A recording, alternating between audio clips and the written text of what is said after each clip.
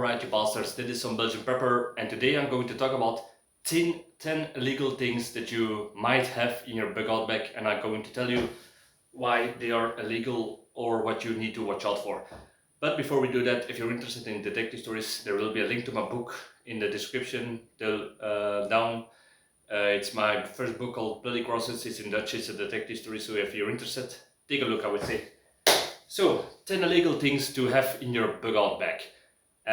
Yeah, a lot of these things are more aimed towards Belgian law. In other countries the laws are maybe better or even worse, so yeah, it's also depending on the situation, because even in very liberal countries with certain laws, they could get being blocked or be tightened because of reasons like social unrest, new regimes, harder laws or whatever, or a wartime situation where laws, civil laws are being put down for a certain time of period, like how do you say this, siege of law, or like yeah, you know what I mean. So 10 illegal things that you might have in your bug-out bag. First of all, just the most logical one, a knife. Almost every bug-out bag has a knife, but there are certain laws built in certain countries around this. In Belgium, the law is you cannot carry a knife into certain areas. Like, it's a no-brainer that you don't take a knife to a neighborhood where you go to a party and going out, like a dancing or a club, or into a government building like a police station. You don't take a knife with you there, that's forbidden. But just on the street you can have a knife, as long as the blade is less than 13 centimeters long. If it's above that, then it's always illegal to even walk around with a knife onto the street here in Belgium. I think the law is even more severe in Britain, but I don't know about the laws in America. It depends on states, I guess. But here your knife has to be very short. So usually a multi-tool is something that you can carry around always, and it also has a purpose. It's a multi-tool. But a knife like this, yeah, if you get stopped by police, checkpoints, or military during during wartime or whatever, and they find you with this, they can arrest you for this kind of possession. So what I would say is always put a multi-tool in your bug-out bag. But yeah, if the law is permitted, you can have one of these knives, but it's something that you need to watch out for.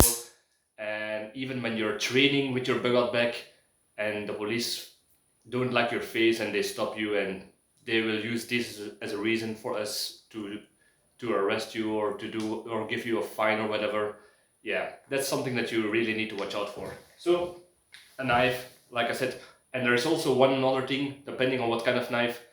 This kind of knife obviously has a survival purpose, but certain type of knives are always illegal, like ballet tongue knives, those knives that you clack around, knives that flick out, and I think there are other types of knives, but that depending on the law of your country. So that's something that you need to watch out for. Next thing is a real gun. Of course, if you have a real gun in your bug-out bag, yeah, that's no-brainer. Most countries are not the United States, and yeah, even in the United States you have to, depending on state to state, have to have a license and all this, and permits and all this, and especially for carrying it. But here in Belgium, you can never walk around with a gun that is not put in a closed area, and if you're not going to a certain area for the purpose of the gun, like a shooting range or for your job, if you carry a gun in any other situation, yeah, that's always illegal. So yeah, obviously carrying a gun is in most countries illegal to carry, especially during a bug-out scenario where the laws are more severe because of certain civil unrest, wartime, or higher types of criminality where a certain region is trying to crush on. So yeah, if you get caught into that with a real gun, you might be into big problems. So what is the next best thing to that? You would say an air rifle. An air rifle is not that best thing for self-defense, but if you're on a bug out and you want to catch some game, like small game or birds to eat, yeah, an air rifle is a good option for that. But it's also illegal to carry around in public, even if it's in your bug bag. If you don't have a good reason for that, usually even an air rifle should be packed in a closed container where you cannot pull it out directly to use. But the punishment will be less severe than having a real gun. So yeah, if you're going to have an air rifle, I would say don't get an air rifle that is too realistic. What do I mean by that? If this, you can see it is, for most people and especially trained personnel, they will see that it is not a normal gun. They will mostly recognize it as a sort of type of air rifle. But if you carry an air rifle that looks like a realistic gun, that's a different story, and that could trigger some more, how do you say this, police instinct, so to say. So that's a big difference. So I would advise to, if you get an air rifle, get one that looks like an air rifle and not like a realistic gun. Another thing, especially in Belgian law, if you carry an air rifle, it is illegal when it's above 7.5 joule. So anything under that is less severe to be punished, but above it, it's treated like carrying a real gun in sort of way. So I would say an air rifle is a very good option, but like I said, watch out how it looks, how you pack it, how you transport it, and yeah, how you gonna get caught with it. So if you can carry a real gun, if you can carry an air rifle, and you are fearing that criminals or desperate people will try to rob you or harm you during your bug out, then a replica, I mean a blank gun, could be a self-defense option to scare away or deter desperate people or criminals from robbing or attacking you. It's not the most effective, but it's more of a psychological weapon to deter instead of a physical defense. But it gets the jobs done, but the problem also is although it cannot even shoot somebody unlike to the air rifle, police could say that you can use it to try to do criminal activities like robbing people or something like that. But and also because it looks realistic. So if you get caught after shooting one of these, they will see it as a real gun. They cannot know it from a distance that it's not a blank gun. So that's something that you need to watch out for. And yeah, that is also the reason why you could carry a blank gun in your bug bag. A lot of neighbors are driving by to this day with their heavy vehicles, so I hope they don't stay here. Alright, the next thing is, and we're going now into more subtle things, not the most obvious one, and that is gold and other valuables. You would wonder, why would something like gold, silver, or cash be illegal to carry in your bug bag? There have been certain situations like refugees that have crossed borders and they were stopped and they confiscated their money or their jewelry or silver or gold. Why? There are several reasons for this. For example, there was, I don't know which European country it was. Perhaps it was even Belgium or Germany. I don't remember exactly. But it was a European country that wanted to confiscate jewelry and gold and the money that refugees had when they were seeking asylum into their countries, to pay a little bit in front of what they are going to spend because of the refugee crisis.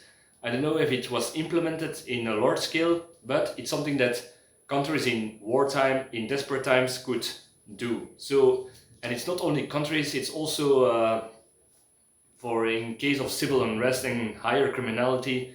If you are on a bug out and you have a lot of cash or gold with you, and you get caught by the police or military, they will think you're either a smuggler, a drug trafficker, or somebody with bad intentions. because why would anyone have this much money on their sides? And there is a certain law in Belgium, I think, and I don't know if they implemented it already, but they started to say that you can only have this amount of cash on you or in your home as a civilian, and it was some sort of bullshit reason they gave for it. But these kind of people always try to do such thing, but during hard times or desperate times, they will these kind of people can get away with this kind of laws that they implement. So that's something that you need to watch out for, and it can also something be localized. For example, if you are bugging out and you're in the region of a certain city that has a huge trafficking problem, and you get caught with a lot of cash or some other valuables, yeah, they could see you as a criminal and confiscate it, and that's yeah, something that you need to watch out for. Next thing is, this might sound weird, but food. For example, if you have a bug out bag, you probably have one of these emergency rations, or you have other types of food. But if you cross certain borders, and I know Australia is really hard on this because of invasive plants, animals, bacteria, parasites, insects, whatever that can crawl in and out of food, they are not permitted. I think it's also between Canada and America and the United States. But for example, this is a bag of oatmeal.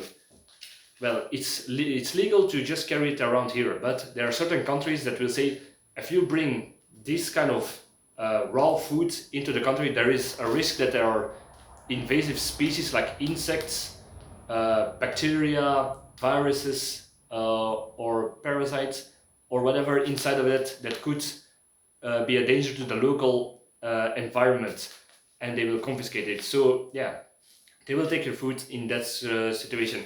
But a way to circumvent this is to get this pre-packed, how do you say this, pre-packed processed foods, like these emergency things, and these are GMO free, vegan, lactose, all this kind of stuff. There are no way that there are bacteria, viruses, parasites, or insects inside of these. These may get through these kind of borders, but something like a bag of oatmeal will not. So that's something that you also can try to build your bug out bag on top of it.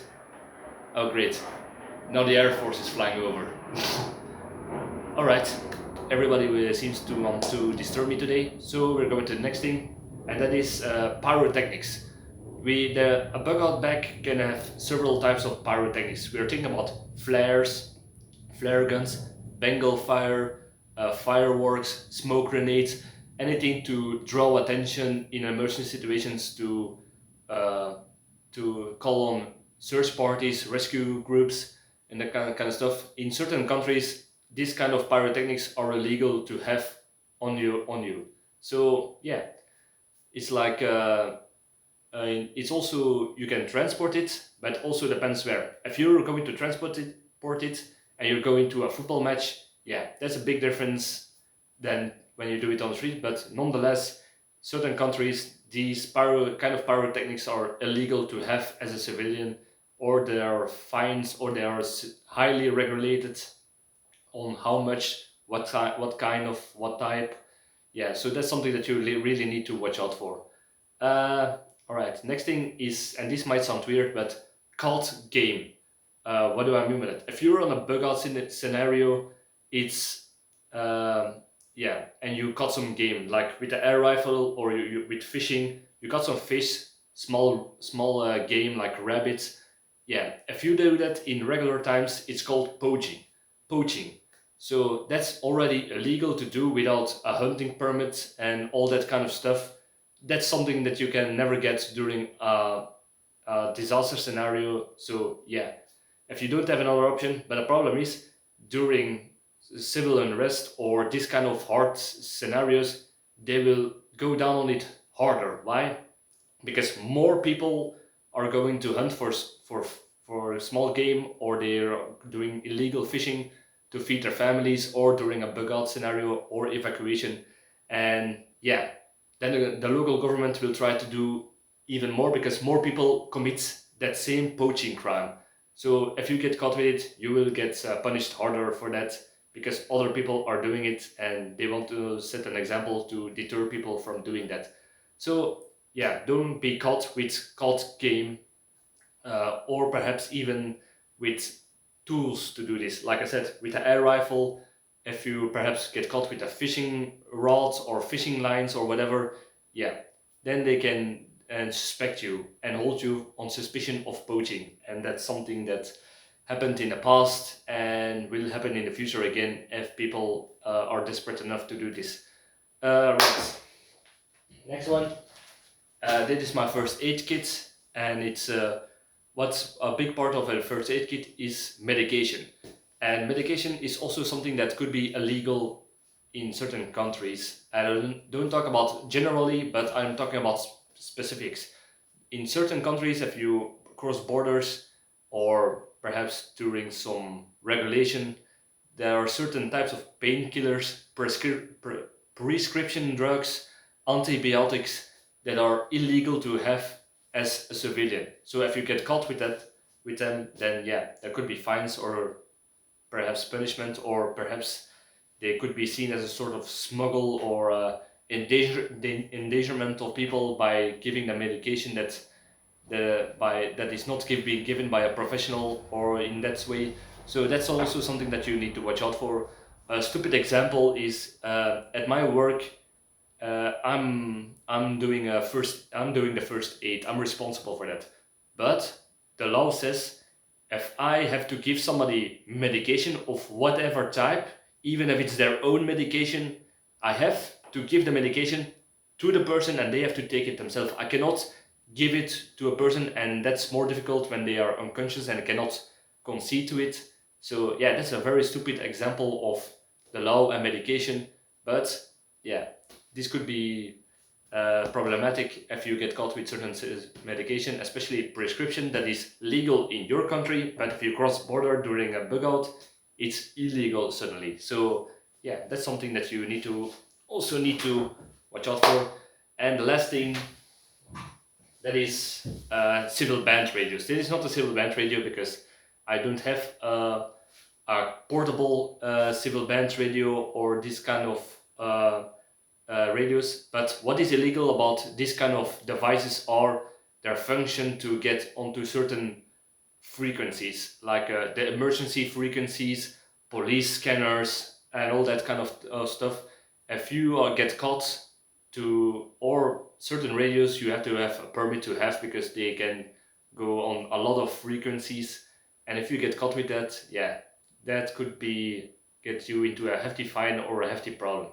And you have to imagine during a wartime, if you get caught with a radio, yeah, they could see you as a spy or as an informant for the enemy, or that you are endangering soldiers by giving away information like positions, what you saw, locations, or whatever.